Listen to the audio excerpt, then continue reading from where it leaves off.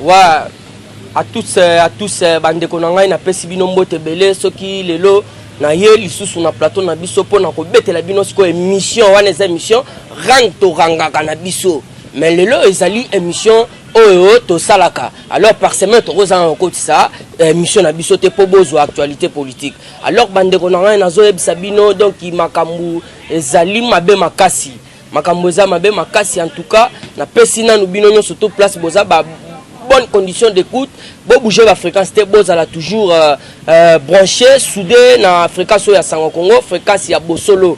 Alors sans plus tarder, puisque Nazana Kanda, pourquoi? Parce que biso tokei ko manifester, donc pacifiquement tokei ko boya auto bengi monsieur Ronsard, puisque les agaka biso te papier yango na boya puisque tout ko pesa ba information ya, puisque les angongo na na ebisabino mamboleka ki jour wana. Alors il faut bien comprendre que non, mboko tozala bayini ya mboko baza ebele. Puisque ça biso te contester le colaron ça, écrit kimbangiste. Ba on peut balobi mutu wana to ebiete. Mutu wana Ronsard a pris akawapi lingomba neza wapi. Mais lelo lisusu boyo kite ba notable bango balobi les notables de Beni rejettent en bloc la candidature de Ronsard à la tête de la CENI. Est-ce que ça biso te? Alors, n'engeni biso to manifester pe en tape que peuple congolais, puisque to boyi donc répétition à ba bêtise, répétition à ba logoré, répétition à ba médiocre. Yangona to boyaki. Papa, permet talana mutu lokola ambonga sotele mazoloba, jamais to kotika la komona muluba à la tête de Seni. Vous comprenez déjà qu'il y a autobengi tribalisme. A ko prêcher ni na quatre église. Ba verset biblique nous surtout en bongo bosana comme la constitution que nous tuna article tel le bible ya ko pesa mais tuna ga ke auto bengi ata Josué 24 14 20 ce qui a rolobango puisque papa nangai pasteur Arthur Kalala na banzi ba yebi ba verset wana papa Élisée ba sala nzambe ba landanga ngai belé ya trop lokola net musala nzambe la di na Afrique du Sud baza ebele mais ceux qui tuni ba mamba verset ba opesa yo ambongo o ya mi benga so ikadina so nani atiki ne mamba ba verset a continuer tribalisme. Alors il faut bien comprendre bato mutema mabe andengwana bato wana zo se permettre ko loba ete tolingi ko mona muluba te à la tête de est-ce que nous avons besoin de telle tribu ou pas ou telle tribu toza na besoin ya seigneurs à la crédible. C'est pourquoi nous avons marché, c'est pourquoi nous avons marché pacifiquement. Mais nous avons regretté bande konangai attitude comportement il y a la police na PPRD batunyo surtout basali contre biso bon nzamba likolo puisque alongisi biso mais naza ko sepela ngote yaya donc nazo yebisa yo excusez-moi o ezanyo surtout eza bagaz soko moni na kosolo excusez-moi puisque eza bagaz tozu bagaz ya violet ya mauve na ndenga ko sakana te tala batu bakeko beta président Chole batu a PPD basangani ye na palin bopunyo so wana pona nini président Chole ba pota ba gaz tout ça mona koli bake bakangi donc ba barricade maman na yale kana balabala to président mona koli maman na ye président René Kutu koloba te bureau basasi nga tellement que nazalaki déjà wana na tongo makasi lumbe zalaki donc ya kosakana te ba gaz ebetami donc moyen na tombola ba bilambeza te moyen tombo la bilambeza te nde na sali tout ale gaz wana ko yawa alors koko na ngwa chaussette na ketch donc etumbami na ndenga osala te naza ko landela ba soins médicaux. Alors il faut botala ete mutema mabe ya bato basali donc balinga kine ba éliminer biso ba tous les présidents ya parlement debout puisque na mone zalaki lisusu kabala bien te donc balinga kine ba éliminer chance biso nzambe pe abatela ka biso na ba président Chole ba mona koli tout ça to zuzuzika ba pota bino yo surtout bo mona awa moyena la kisezate to salika na ndenga ki mobile. Alors tozo senga na bande ko na biso avant de continuer la auto benga actualité bo sunga biso vraiment donc il y a tant la moins de fils que pour na baso médicaux.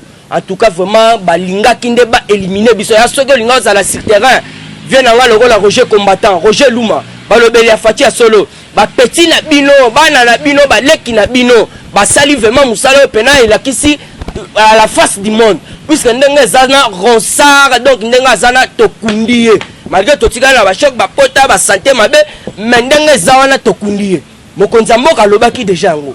Alors azo benga na toutes les confessions religieuses ba sangana ba bimisa muto bango ba sepela avant hier ce dernier de stala papa liloba ya suka ya mboko ezala maboko ya Chilombo ti lelo monito kei ko perdre ba bien na ba vie ba nini kuna yaya ezaka kapona changement ya mboka yo landi te 3 personnes bakufi en tout cas to pesa bango na 1 minute pona ba combattant bato oyo bakufeli mukolo wana ya jeudi to pesi bango ata quelques secondes.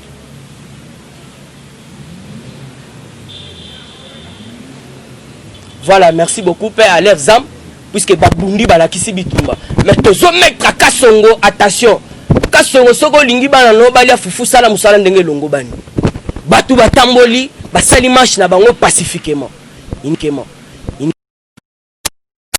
individu ya peut perdre ba butu toko ye batende ya ko qualifier bango donc ye Fijibou de Fijibou ba ke ba barricade c'est là ya nazo biso to ba machete bon mon le président chinois dans sa bouche ba machete de commune donc il a 6e oui puisque permanence na bango kuna ya zui mama na moto to sali ba jete to botoli bango ba auto bengi ba machete bazalaki nango ba betamine ndé mo sa ba jete tomati bo ti parler du peuple to le kana swende pona ba oyo ba combattant ya mikili ba yebi na swende wana peuple de mo chape wana ya la ebisi yo ba ni wa sala buzo ba wana donc bazui oya bango Steve Minga kuto aleli puisque photo la sa bango leader pes eza auto bengi la fille aînée de l'opposition mutu moko ta kotika yo monité ba telemi misale salamité donc monde mobimba mobilisé. Alors il faut comprendre que l'autre ça les apports ba intérêt na bisoté biso tozolinga mboke kende liboso tozolinga mba institution za la crédible lelo seni ezana no réformer te banda kanambe wana Hippolyte tout ya a supprimer deuxième tour mais moi namboka fatia yefona no a réformer autobengi institution la seni. Comment nous devons passer directement? Alors il faut comprendre bazana ba besoin na bango vous il faut imaginer tout d'abord et pourquoi ils ont allé se cacher dans le Sénat, dans le Parlement. Vous croyez que Fati ne sait pas? Alors dans ce cas, Fati Kokita la carte de la République démocratique du Congo, c'était le jeudi. Une forte délégation nationale, 5 quelques personnes, F-Force, Banani, CPI, puisque tout le monde que Kanambe a pendant qu'il kocha bakal, Fati Aza Pasteur. Pour permettre à la Congo de la logo la Fati Azate. À chaque fois, bon de la capone à Mouka. Le peuple tellement à comprendre une brutalité. Il y a une brutalité. Bato brutalité, baza ba musée, lelo baza wapi. Alors tikaye asala le lengende a moneli enjeu à politique. Puisque jusqu'à la diplomatie à Zobeta, même tous les même quand donc il va diplomate terminer les baza ko comprendre. C'est pourquoi nous devons se.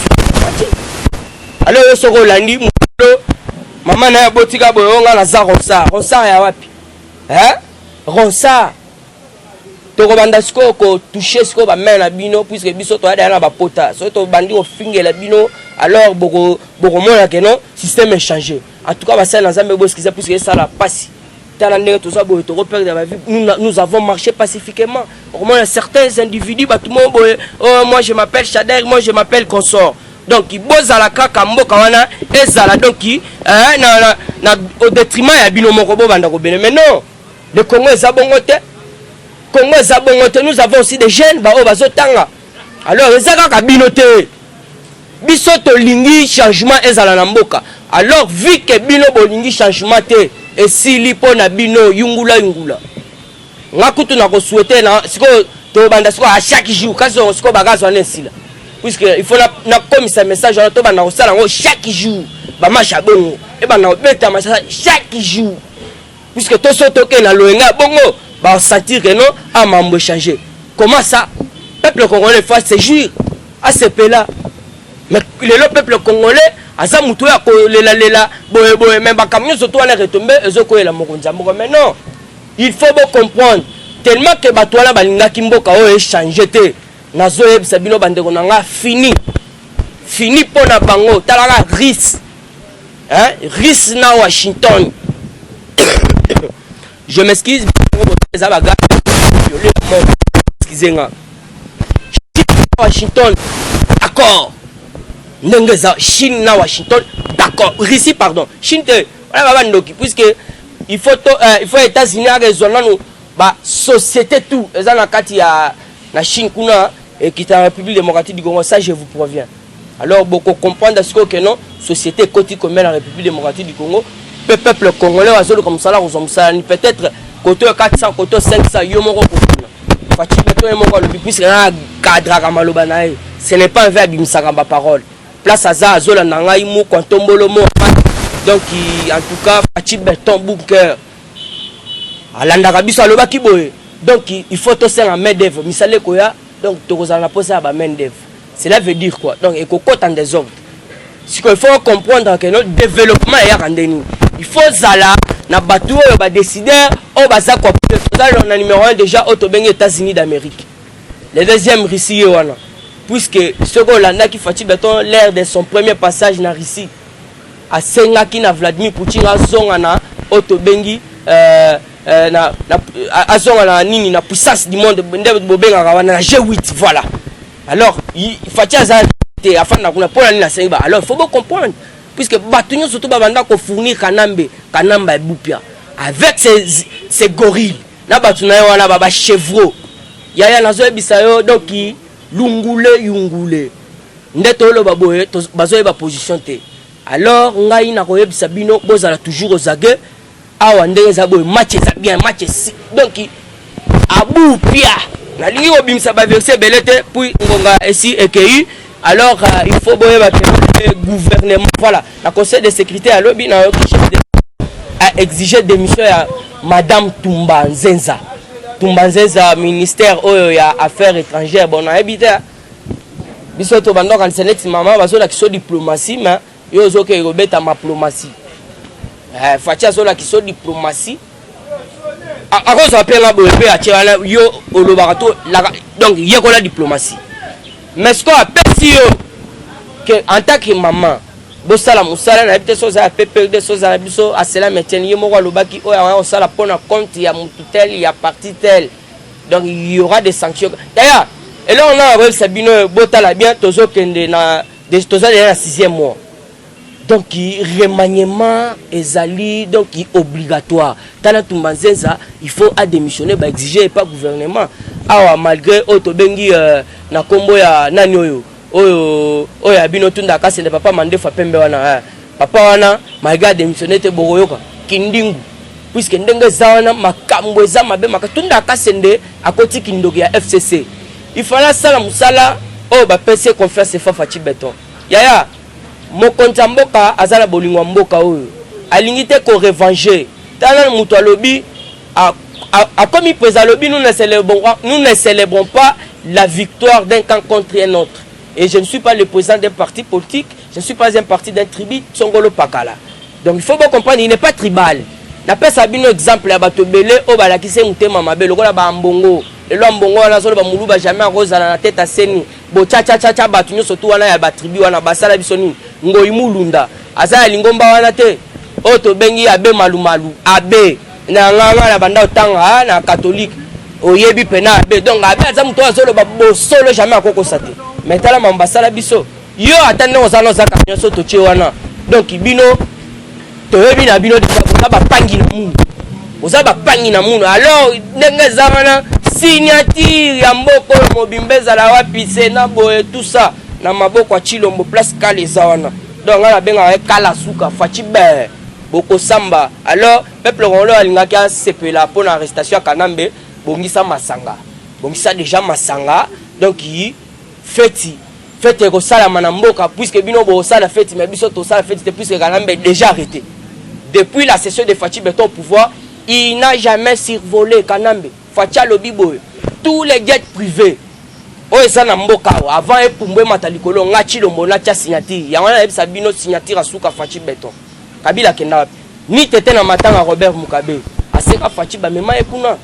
Parce que Akenda Pso, Akena Zambi, Nanini, na Otobe la Licacité, Akena Monde. So, Akena Monde, Tekinga, Gelem. Malgré Gelem, Longola tout. So, Akenda. Donc, biso to zelande procès le rôle papa avec Mukuna que je salue en passant. Oya banda linga ete Kanambe azala traduit déjà en justice procès banda puisque arrestation na ye ezalaka déjà papa tien kuto lo babo kangela ngai boya na ye bien ligo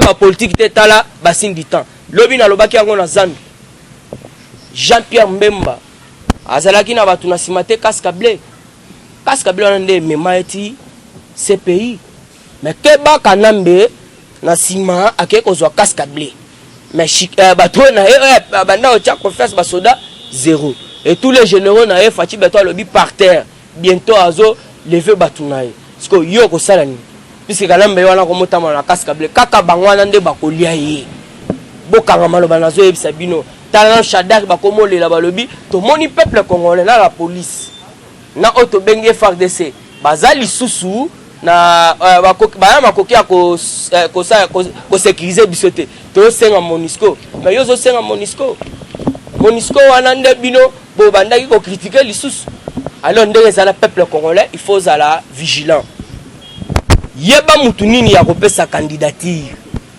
bakosaki biso ebele et pas bandeko na FCC bake kosalisa ba diplôme po bapesa Kanambe apesa bango ba poste muto bango bazokende kongumba mela kopesa ba diplôme apesa bango ba misala breveté ya 3e primaire ya mécanique nde mutu boke kongumba mela donc fini la Kabylie